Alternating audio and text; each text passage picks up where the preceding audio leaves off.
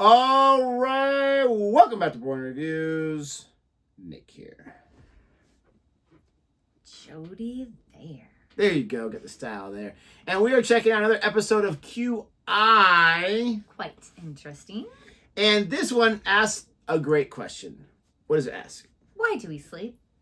So, the obvious answer, I think, is so that our bodies can rest. I mean, we're not machines, for crying out loud. We have to feed it. We have to give it energy. We have to hydrate it.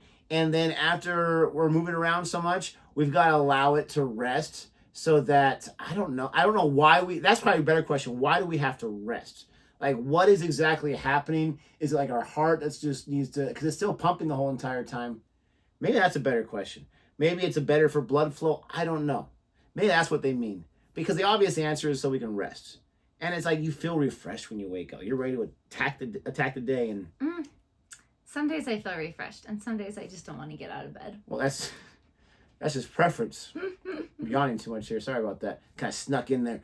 But we're excited to check this out and get the answer to it, or at least to get a hilarious answer to it. If you like our reaction to this anyway, please don't forget to like, subscribe, and hit that notification bell so you can be aware of our next uploaded video.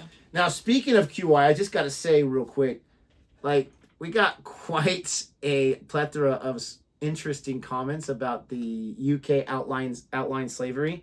And I just got to explain to anyone that's watching this that maybe commented there, we did not create that video, okay? We were just reacting to it. There were so many like, this is lies, you're telling lies. I'm not saying nothing. I'm reacting to what this thing said. Your own people were saying it, okay? Stephen Fry and everyone else. So I love these, but I did not create the content. I'm the lazy person that reacts to the content. Just saying. All right, ready to check this out? Don't fall asleep. Here we smo. What is the most mysterious thing you do in bed? You regrow, you regenerate your body parts, don't you? Okay. At night. That's what I call it, anyway. What are you doing in there? I'm regenerating. Regrowing your body parts? Do you mean it's not real, but the way he said it, it sounds like a lizard or something, like growing back your tail. Yeah, it doesn't. None of that works. there are bits that are broken? You mend them? Is that what you mean? Don't you grow a new liver every 7 years or something? There's no bit of you that is actually the age that you are. No, I think it's every 10 years you're a totally new You're person. totally new, bones, Yes, everything. Everything. No, you don't grow gums back. Gums recede and they don't come back. You can't go, oh, I think I'm going to grow my gums long this year. Your heart doesn't go away. The gums don't keep growing and growing and growing. Imagine having to get them trimmed. That's going to be an extremely bloody... What do you do for a living? I'm a gum dresser. Yeah. You have to get head to toe in plastic. It's like CSI. When someone comes in for a long overdue gum trimming. To show them the back of their gums. Yeah. So, the most thing that we do in bed, all of us... Dreaming. Breathing. It's sleeping. We have no idea. It is the most mysterious thing that we do in bed because we just don't know why we do it. Why would you end the day unconscious and basically paralysed and leave yourself available to attack by predators unless there is some fantastic evolutionary benefit that outweighs the risk? And the fact is, we just don't know. People have thought it was to do with energy conservation. Yeah. This is ridiculous because you actually don't save much energy. Really? No, not when you sleep, no. How many days can you go without sleep for before you die? If you stay awake for 17 hours... Okay, first of all, I understand she's the host, but I don't know, that kind of triggered me a little bit. It's like, that's ridiculous. Energy conservation. Explain this to me, okay? I eat 3 meals a day, right? I'm getting energy from, hopefully not just eating a bunch of junk, getting energy from those meals. If I'm sleeping for, say, 8 hours, I'm not using much energy.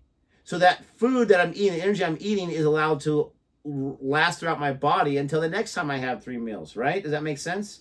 Yeah. How is it not energy conservation? I think what she means is that your body's still working.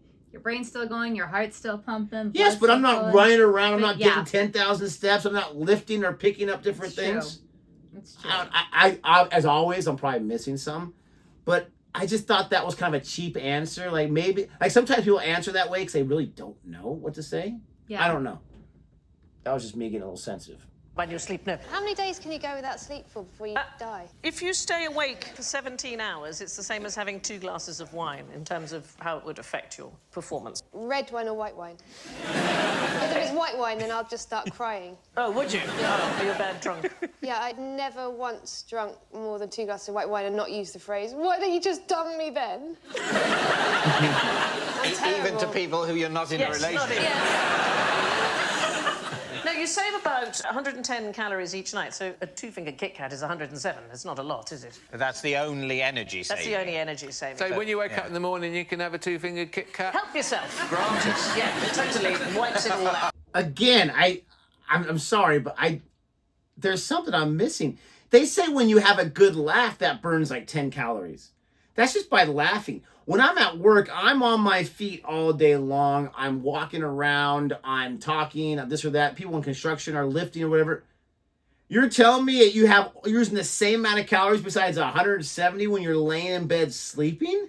Well, at the same time, I guess when you're up and busy working and you're on your feet all day, especially us, we're on our feet all day, the very first thing you want to do when you come home is sit down and just rest for a minute. Put your feet up and just be like, I need to just relax for a moment. I'm exhausted. Yeah, I mean, again, you preface the argument with no one really knows, but we do know that this idea is stupid. If no one really knows what it's for, I don't know. Again, I'm taking it too personal. It's not even my idea. But I don't like that dismissive thing because it makes them, if we don't know anything, that means we have to be open to all the different possibilities. It's true. If you don't know, you need to be open to all the possibilities. And I think it's not like we're saying aliens come down at night and give us more information for the next day. I mean, that would be ridiculous. I think it's also important to note that if you could be awake, even when we are awake, we can't just go.